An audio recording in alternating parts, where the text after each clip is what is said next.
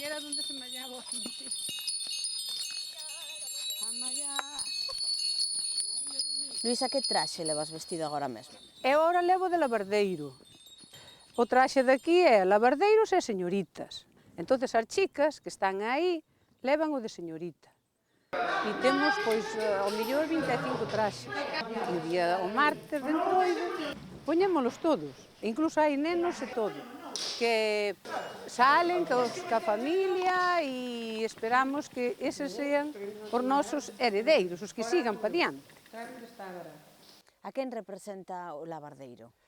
Pois mira, o lavardeiro nós realmente non sabemos a quen representa, porque nunca nos explicaron eso, pero é unha práctica, aquí hai de toda a vida, de que eu me acorde, ya os meus antecesores e todo. Había esta figura do lavardeiro, eu realmente non sei de onde veu, pero está aí. Incluso houve un tempo que estaban os carnavales prohibidos, hai moitísimos anos, e o lavardeiro salía igual a señorita, viña a Guardia Civil, escondíanse, pero sí que salía. Entonces, hasta que tempo se remonta non o sabemos. Que é o que fai o lavardeiro? Pois o lavardeiro, a súa función era apartar a xente, realmente ca lavarda esta.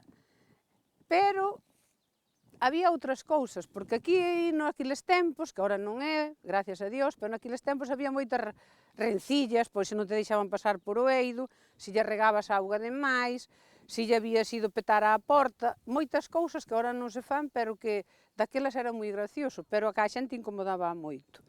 Entonces, o lavardeiro que iba ese ano de lavardeiro, e se estaba incomodado con algún veciño, pois ese sí que atacaba o máis. E logo había uns personaxes tamén aquí, sempre hai aquela persona que é máis simpática, que a xente faille gracia, e aquel cebábanse nel, dábanlle, pero horrible. Entonces, cando nós éramos máis pequenos, pois dicían, e ven o lavandeiro, esconderse.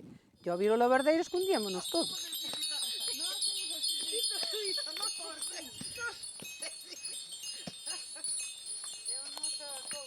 E por onde se move? Pois, en principio, antes salían cada un da súa casa.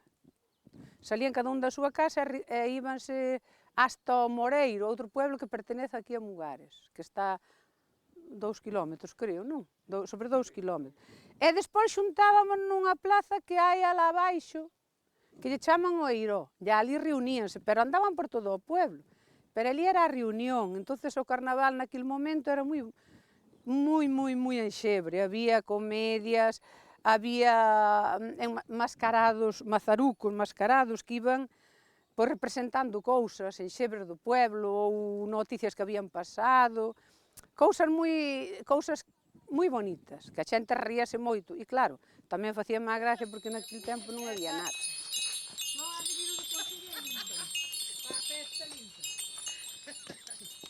A compañeira do lavardeiro Pois é a a compañera señorita. da lavardeira é a señorita. Así, realmente agora vai a xente máis maior, pero antes iban as chicas xóvenes, pero como agora non se queren vestir, pois nós vestímonos, aunque seamos máis maiores. O traxe casi é igual, pero non a falda, a blusa, todo é igual. Pero antes, como non había nin para comprar flores, nin para nada, puñénselle flores que houbera ese ano. Alcacias, follas de hedras, postales que lle mandaban o novio de algún sitio, a que a tiña.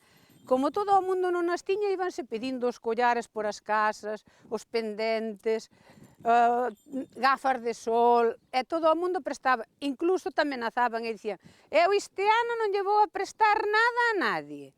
Así, esas cousiñas que había. Pero bueno, se tiñas amistad, pois, entonces prestaban chollelas, era pois como para lucir, lucíanse o que todo o ano non tiñan para poñer, pois ese ano iban preciosas, era como un adorno da festa.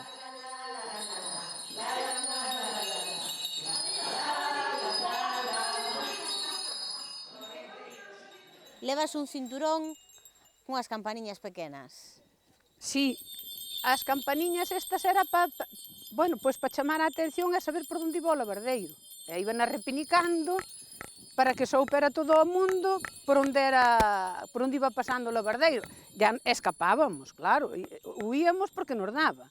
Pensades que esta é a definitiva? Que agora se queda o lavardeiro e a señorita xa? Sempre se vai a quedar, porque na mente da xente está. Que o deixemos morrer ou non, eso xa é cousa nosa, do pueblo, máis que nada, é da xente. Porque tamén no pueblo ahora a xente moi maior toda, e morreu moita xente, entonces moita xente, gracias que tamén a asociación ven xente de outros pueblos, e de Ourense, e involúcranse, e son unha xente que lle gusta, que non somos todos os que estamos na asociación de Mugares, hai xente de outros sitios que, bueno, que está entusiasmada e que traballa muchísimo, tamén. Quen se encarga agora mesmo de facer os traxes? As mulleres rurais. As mulleres rurais son os que o fan. Le levan un traballiño porque, ao mellor, desde o mes de diciembre xa están co traballo este. Que é o mazaruco? Pois o mazaruco tamén recuperouse tamén co da asociación de veciños, da hora, das mulleres rurais, que antes eu non recordo eso. Pero si a xente máis maior dice que era un boneco que se facía e unha boneca, que eran os que se casaban ese ano, deixaban o traxe para facer ese. E tamén era como unha sátira a cousas, e sigue sendo. Entonces, o mazaruco vestíano no moreiro, e a mazaruca aquí, e xuntábanse no cruceiro, no eiró xuntábanse. Era como o axuntamento desa parella que se había casado. Esa é a función deles. E agora engadiron a madriña e ao padriño, que está fantástica tamén. Así que volvemos a recuperar eso e esperamos que se alguén se lembra que recuperemos moitas cousas máis.